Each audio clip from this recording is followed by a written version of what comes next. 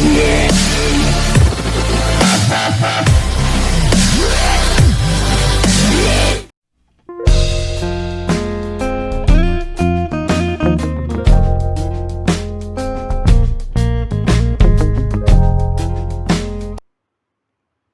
Friends, આ channel ઉપર આપ સૌનું ફરી એકવાર હાર્દિક સ્વાગત છે.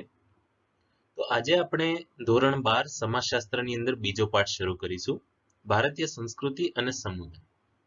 હવે આ જે શબ્દ છે ભારતીય સંસ્કૃતિ, એમાંથી હું સંસ્કૃતિની વાત કરું તો આ શબ્દ તો તમે ધોરણ 10 થી સાંભળતા આવ્યા છો. શું થાય છે આ સંસ્કૃતિ? તમારામાંથી મોટા ભાગના વિદ્યાર્થીઓને ખ્યાલ હશે. અને સમુદાય, આના વિશે પણ તમે થોડું ઘણું તો સાંભળ્યું જ હશે કે અમે આ સમુદાયના છીએ, બરાબર, અથવા આ ધર્મના છીએ. તો જુદા જુદા સમુદાયો આપણા ભારતમાં જોવા મળે છે. અને ભારતીય સંસ્કૃતિની વાત કરીએ તો ભારતીય સંસ્કૃતિ તો સૌથી વિશાળ અને વૈશ્વિક સ્તર સુધી પહોંચી ગયેલી એવી સંસ્કૃતિ છે. ભલે આપણા દેશની સંસ્કૃતિ છે, પણ વિશ્વના બીજા દેશો પણ ભારતીય સંસ્કૃતિ એટલે આપણી સંસ્કૃતિનું ખૂબ જ ગુણગાન કરે છે. એટલા માટે વૈશ્વિક સ્તર સુધી પહોંચી ગયેલી છે. બીજી બધી સંસ્કૃતિઓ નાશ પામી, પણ ભારતીય સંસ્કૃતિ જુઓ તો આજ સુધી ટકેલી છે ને ભવિષ્યમાં પણ ટકશે એવું અંદાજો મેળવી શકાય, એવું કહી શકાય. તો ભારતીય સંસ્કૃતિ, પહેલા તો સંસ્કૃતિ એટલે જીવન જીવવાની રીત, બરાબર. સંસ્કૃતિનો એકદમ સાદો અર્થ કહું તો જીવન જીવવાની રીત. અને ભારતના લોકોની જે જીવન જીવવાની રીત છે એ ખૂબ જ વિશિષ્ટ છે, ખૂબ જ આગવી છે, જાણવા જેવી છે. એટલે આ ચેપ્ટરની અંદર તમે જોવાના છો કે ભારતીય સંસ્કૃતિ કેવી છે અને એમાં કયા કયા સમુદાયના લોકો જોવા મળે છે. વિવિધતા સભર છે, જે તમે પહેલા ચેપ્ટરમાં ભણી ગયા, બરાબર. તો આ વિવિધતા કઈ કઈ વસ્તુની છે એ પણ તમે જોયું છે. આની અંદર થોડું વધારે પડતો અભ્યાસ કરશો અને ભારતીય સંસ્કૃતિ વિશે પણ જાણવાના છો. તો જુઓ, પ્રકરણની રૂપરેખા એટલે આ ચેપ્ટરની અંદર કઈ કઈ વસ્તુ અમે ભણવાના છીએ. સૌથી પહેલા પ્રસ્તાવના જોઈશું. ભારતીય સંસ્કૃતિનો અર્થ, ભારતીય સંસ્કૃતિના લક્ષણો. આ થયું ભારતીય સંસ્કૃતિને લગતો ટોપિક જે હું આજે ભણાવવાનો છું.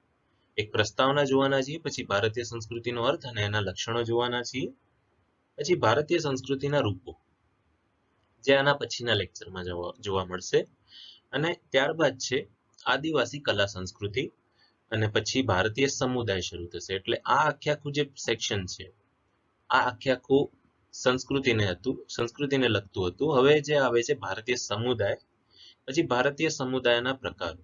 એક તો ધાર્મિક સમુદાય જોવા મળે છે, પછી ગ્રામીણ, પછી શહેરી સમુદાય અને આદિવાસી સમુદાય. બસ આટલું જ છે આ ચેપ્ટરની અંદર. પણ ચેપ્ટર લેન્ધી છે, કારણ કે આ જે હેડ પોઈન્ટ છે તમને જોવામાં બહુ ટૂંકા લાગે છે, પણ જ્યારે આપણે ઊંડાણપૂર્વક બધું સમજીશું ત્યારે ચેપ્ટર બહુ જ લાંબુ છે અને ઇમ્પોર્ટન્ટ પણ બહુ છે. માટે ખૂબ જ ધ્યાનથી આ ચેપ્ટરને સમજીશું. તો હવે પ્રસ્તાવના જોઈએ ચેપ્ટરની. પ્રસ્તાવના: સંસ્કૃતિ એટલે કોઈ એક પ્રજાની લાક્ષણિક જીવન રીતિ, બરાબર. કોઈ એક પ્રજા, કોઈ એક વ્યક્તિ નથી કીધી, કોઈ એક પ્રજા. સપોઝ હું એમ કહું ભારતીય પ્રજા, બરાબર. હું એમ નથી કહેતો હિન્દુ પ્રજા, કે મેં ડાયરેક્ટ ભારતીય પ્રજા જ લઈ લીધું હાથમાં. એક્ઝામ્પલ મારે લેવું છે તો હું ભારતીય પ્રજાનું જ લઈ લઉં. તો કોઈ એક પ્રજાની લાક્ષણિક જીવન રીતિ કે જેના લક્ષણો મળી આવે, ફિક્સ લક્ષણો હોય એવી જીવન રીતિ.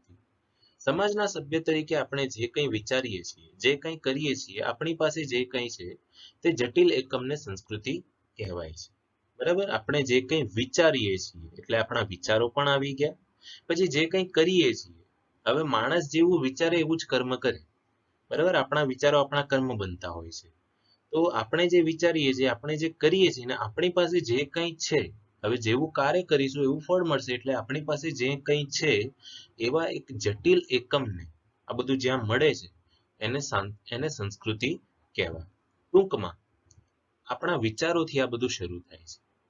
આપણે વિચારીએ છીએ કે વ્યક્તિને માન આપવું છે તો તમે માન આપશો, અને એના બદલામાં તમારે જે મળશે એ છે રિસ્પેક્ટ. રિસ્પેક્ટના બદલામાં તમને રિસ્પેક્ટ મળે છે, તો એ આખું જે એકમ બની રહ્યું છે એને સંસ્કૃતિ કહેવાય. એક પ્રકારનું સંસ્કારોનું સમૂહ, બરાબર. સંસ્કાર એટલે આપણા વિચારો પરથી ક્રિયાઓ, અને ક્રિયાઓ પરથી જે પરિણામ, એ આખું સંસ્કાર બનતું હોય છે. તો તો આ સંસ્કારનો જે સમૂહ છે અથવા એકમ છે એવું કહી શકાય, એને સંસ્કૃતિ કહી શકાય. બરાબર. વિદ્યાર્થી મિત્રો, માત્ર કુટુંબના જ વડીલો નહીં, બધા વડીલોને લોકો માન આપે છે, પગે લાગે છે. તે તમે જોયું છે ને, અતિથિ દેવો ભવ, ઘરે આવેલ મહેમાનની આગતા સ્વાગતા કરી તેમની કાળજી લેવાતી હોવાનું જોયું છે ને.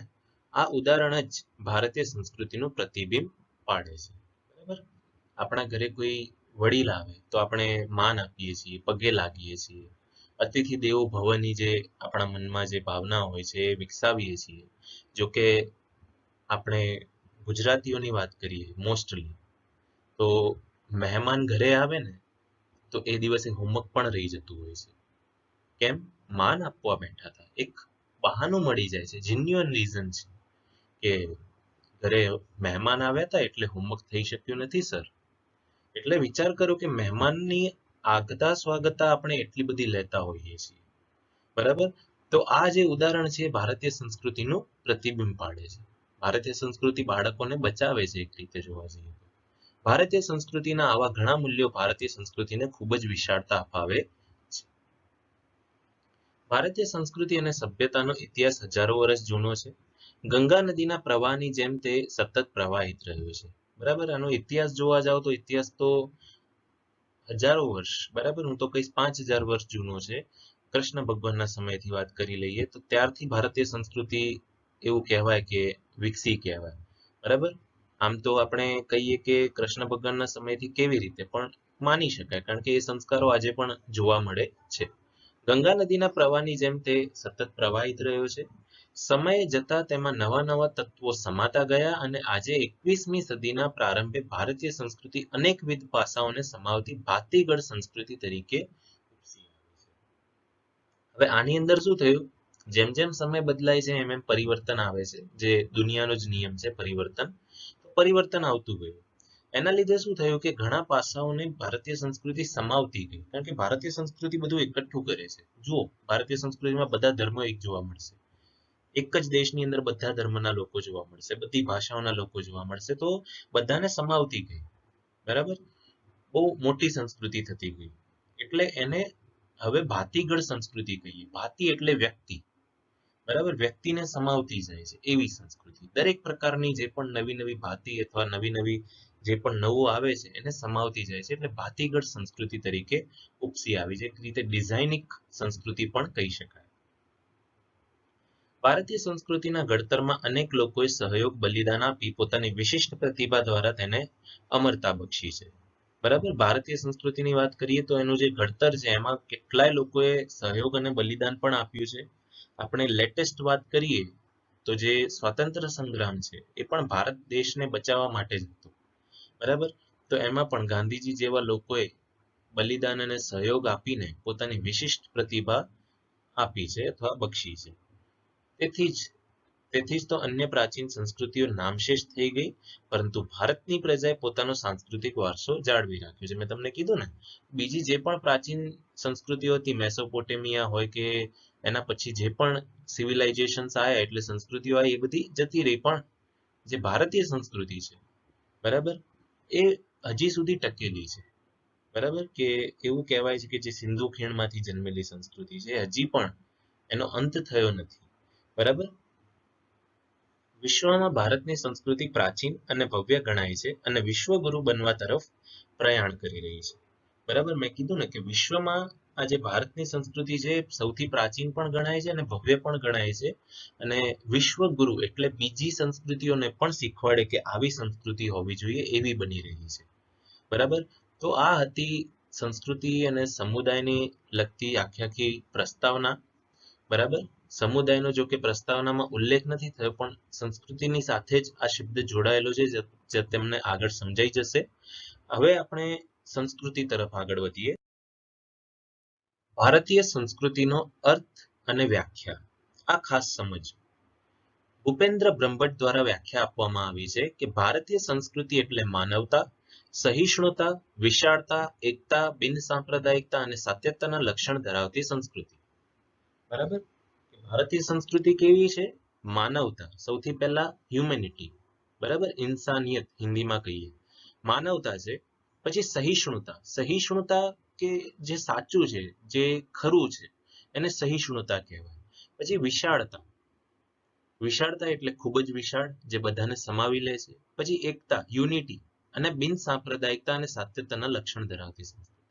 બિન સાંપ્રદાયિકતા એટલે એવું નથી કે કોઈ સંપ્રદાય આવે અને એનો સ્વીકાર કરવામાં ન આવે, ઉલટું એવા કાયદા પણ છે જે તમે રાષ્ટ્રીય એકતામાં જોઈ ગયા કે બિન સાંપ્રદાયિકતા આપણા દેશમાં ખૂબ જ જોવા મળે છે. અને સાતત્ય એટલે જે કોઈ દિવસ ખતમ થતી નથી, સતત જળવાઈ રહેલી સંસ્કૃતિ છે.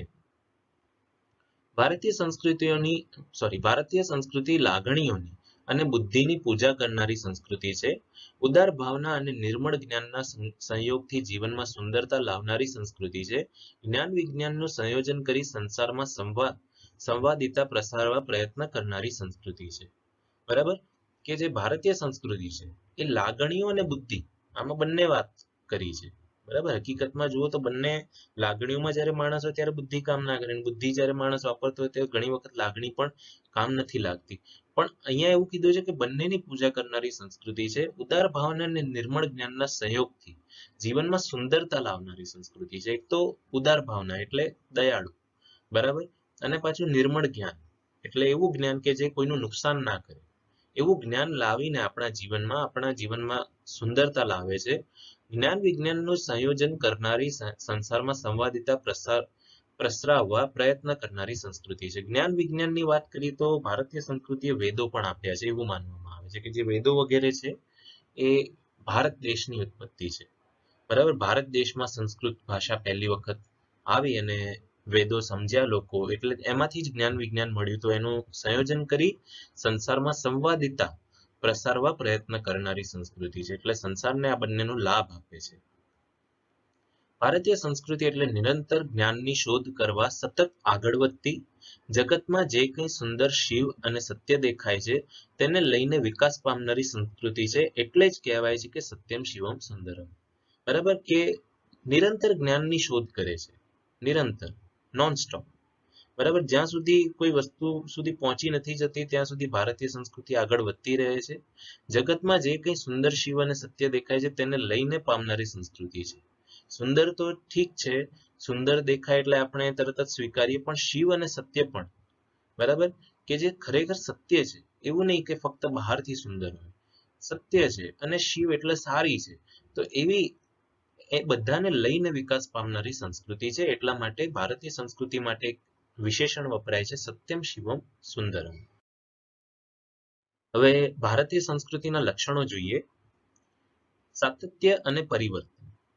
બરાબર, સાતત્ય એટલે સતત જળવાઈ રહે એવું. દુનિયાની ઘણી સંસ્કૃતિઓ ઉદ્ભવી અને નાશ પામી, પરંતુ ભારતીય સંસ્કૃતિની વિશેષતા એ છે કે ઘણી મોટી ઉથલપાથલ થવા છતાં આજે પણ જળવાઈ રહી છે. એટલે તેનું સાતત્ય જળવાઈ રહેલું છે.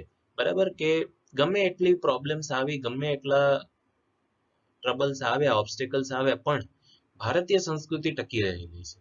સાતત્ય સાથે પરિવર્તન એ પણ ભારતીય સંસ્કૃતિનું લક્ષણ છે. કેટલાય આંદોલનો, નવજાગરણ, જૈન, બુદ્ધ ધર્મનો પ્રસાર કરનાર વગેરે ક્રાંતિકારી પરિવર્તન છતાં સંસ્કૃતિના મૂળભૂત તત્વો જાળવીને ભારતીય સંસ્કૃતિએ સમાયોજન સાધ્યું છે. બરાબર, કે પરિવર્તનો પણ ઘણા આવ્યા, આંદોલનો થયા, નવજાગરણ એટલે અમુક સંસ્કૃતિમાં એવી રૂઢિઓ હતી કે જે યોગ્ય નથી, જેમ કે દીકરીને દૂધ પીતી કરવાનો રિવાજ, આવા બધા જે હતા એની સામે નવજાગરણ. પછી જૈન, બુદ્ધ વગેરે ધર્મનો પ્રચાર પણ શરૂ થયો, ક્રાંતિકારી પરિવર્તનો આવ્યા. તેમ છતાં સંસ્કૃતિના જે મૂળભૂત તત્વો છે એમને જાળવીને રાખવામાં આવ્યું છે. એટલે સાતત્ય જળવાઈ રહેલું છે, ભલે પરિવર્તન આવે છે પણ સાતત્ય જળવાઈ રહેલું છે. વિવિધતા અને એકતા. સાતત્ય અને પરિવર્તન પછી એ જોવાનું છે કે વિવિધતા અને એકતા, જે તમે ચેપ્ટર 1 માં ભણી ગયા, કે ભારતીય સંસ્કૃતિ જેવી વિવિધતા બહુ ઓછી સંસ્કૃતિમાં જોવા મળે છે. ખૂબ જ વિવિધતા છે ચારે દિશાઓમાં. ભારતીય સંસ્કૃતિમાં અનેક જાતિ અને જ્ઞાતિના લોકો તેમજ વિવિધ ભાષા, ધર્મ, ઉત્સવો અને કલાઓ, સંગીત, નૃત્ય વગેરે જોવા મળે છે. આ બધા માટે પ્રાદેશિકતા, ભૌગોલિકતા અને આબોહવા જવાબદાર છે. બરાબર, કે એક તો પ્રાદેશિકતા, પછી ભૌગોલિકતા, કે વ્યક્તિ કઈ જગ્યાએ રહે છે. દાખલા તરીકે સાઉથમાં રહેશે તો ત્યાં એની થોડી ભાષા અલગ હશે, ત્યાં એના તહેવારો અલગ હશે, ધર્મ અલગ અલગ જોવા મળશે. બરોબર, પછી આબોહવા પણ એ મુજબ પણ કાર્ય થતું હોય છે. બરાબર, તો એ રીતે વિવિધતા ખૂબ જ જોવા મળે છે ભારતીય સંસ્કૃતિમાં.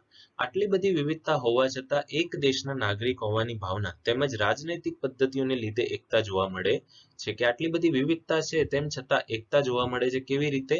એક તો દેશના નાગરિક હોવાની ભાવના છે એટલા માટે એકતા જોવા મળે છે, અને બીજી રાજનૈતિક પદ્ધતિઓ એટલે કાયદા જેવા છે બધા માટે સમાન કાયદા એટલે એકતા જોવા મળે છે. ત્યારબાદ જુઓ તો બિન સાંપ્રદાયિક દ્રષ્ટિકોણ. બરાબર.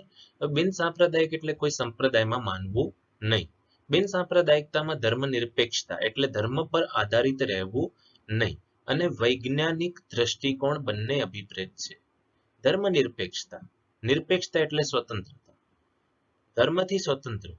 કોઈ પણ વ્યક્તિ વિશે વિચારવું છે તો ધર્મથી પહેલા સ્વતંત્ર થઈ જાઓ. આ હિન્દુ છે, આ મુસ્લિમ છે, એવી રીતે ના વિચારો. ધર્મથી પહેલા નિરપેક્ષ એટલે સ્વતંત્ર થઈ જાઓ.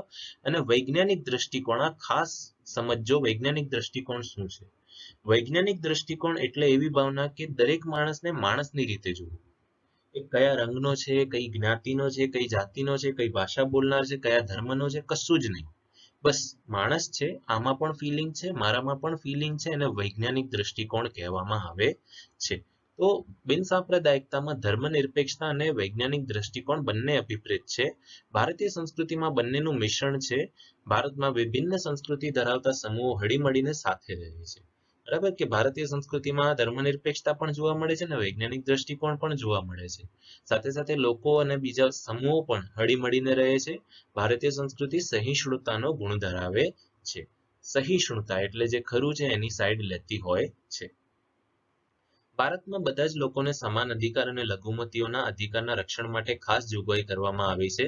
તે ભારતીય સંસ્કૃતિની ઉદારતા બતાવે છે. ભારતીય સંસ્કૃતિમાં વિજ્ઞાનને પણ મહત્વ અપાયું છે, એટલે કે તે બિન સાંપ્રદાયિક દ્રષ્ટિકોણ વાળી છે. બરાબર. વિજ્ઞાનને મહત્વ અપાયું છે એનો મતલબ એવો કે અહીંયા વૈજ્ઞાનિક દ્રષ્ટિકોણની જ વાત કરી છે, એટલા માટે જ એ બિન સાંપ્રદાયિક દ્રષ્ટિકોણ વાળી છે. દ્રષ્ટિકોણ કેવો છે?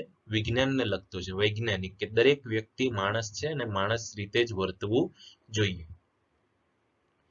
વૈશ્વિક દ્રષ્ટિકોણ એટલે વિશ્વને લગતું. ભારતીય સંસ્કૃતિ વૈશ્વિક દ્રષ્ટિકોણ ધરાવે છે. સમગ્ર દુનિયામાં શાંતિ અને સદભાવનાનો સંદેશો ફેલાવ્યો છે.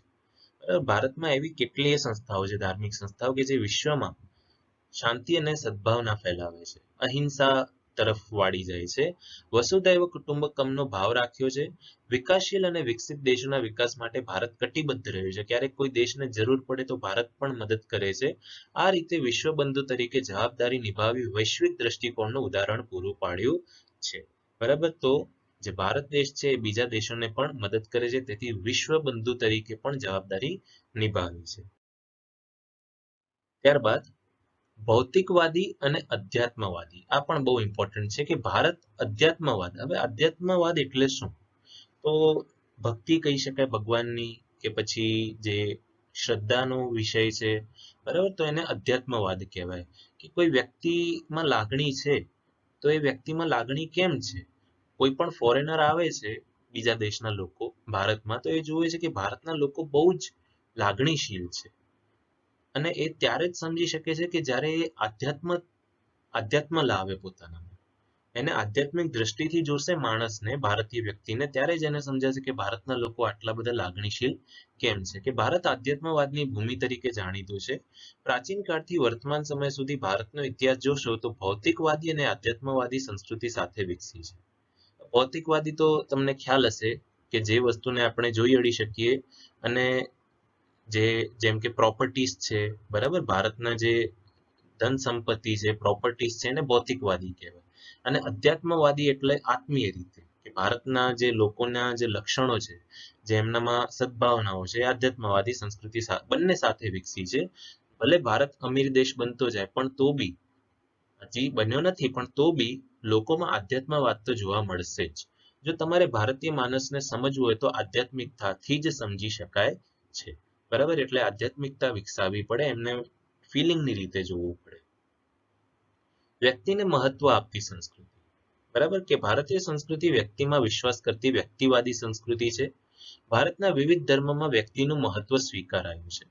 બરાબર. દરેક ધર્મમાં એવું જ કહેવામાં આવ્યું છે કે માણસાઈ રાખો, એટલે વ્યક્તિનું મહત્વ સમજો. રાજ્ય અને સમાજનો ઉદ્દેશ વ્યક્તિવાદી સંસ્કૃતિ છે. બરાબર. કોઈ પણ રાજ્ય હોય અને સમાજ, તો એનો જે ઉદ્દેશ હોય છે વ્યક્તિવાદી સંસ્કૃતિ, કે દરેક વ્યક્તિને સુખ મળે સમાજમાં કે પછી રાજ્યમાં. ભારતના વિવિધ ધર્મમાં વ્યક્તિનું મહત્વ સ્વીકારાયું છે. રાજ્ય અને સમાજનો ઉદ્દેશ વ્યક્તિની ભલાઈ માટે છે અને તે જ રીતે રાજ્ય અને સમાજે ભૂમિકા ભજવવાની છે. બરાબર, કે રાજ્ય અને સમાજનો જે ઉદ્દેશ્ય છે વ્યક્તિની ભલાઈ માટે છે, એટલે રાજ્ય એટલે જે પણ સરકાર છે એ, અને જે સમાજ એટલે સમાજના જે વડા છે એમને આવી ભૂમિકા ભજવવી છે. પરંતુ એનો અર્થ એવો નથી કે સમાજનું કોઈ મહત્વ નથી. હા, સમાજનું પણ મહત્વ છે, કારણ કે વ્યક્તિ એ સમાજમાં જ જન્મે છે અને સમાજ સાથે જ એનો અંત પણ થાય છે. બરાબર, તો સમાજનું મહત્વ પણ જરૂરી છે. બરાબર, તો અહીં આપણે 6 લક્ષણોને સમજ્યા, એમને ભણ્યા અને ભારતીય સંસ્કૃતિનો અર્થ પણ જોયો, આખી પ્રસ્તાવના પણ સમજ્યા. આઈ હોપ કે તમને બધી સમજ પડી હશે ને ભારતીય સંસ્કૃતિ વિશે તમને ઘણો ખ્યાલ અહીંયા તમે આ વિડીયોમાંથી મેળવ્યો હશે. આ પછીના લેક્ચરની અંદર હું ભારતીય સંસ્કૃતિના સ્વરૂપો વિશે ચર્ચા કરીશ. Thank you so much friends for watching this video.